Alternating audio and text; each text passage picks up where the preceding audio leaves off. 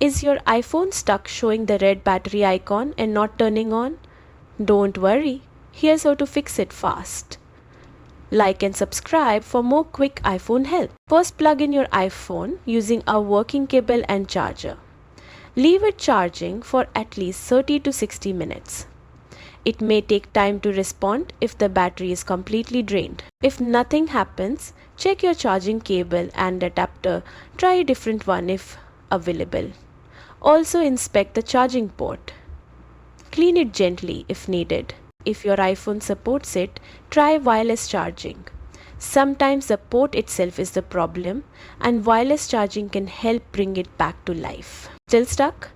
Try a force restart. Press volume up, then volume down, then hold the power button for 20 seconds. If your iPhone still won't move past the red icon, the battery may be faulty and you will need to visit Apple support for a replacement. If this helped, drop a like and subscribe for more iPhone fixes.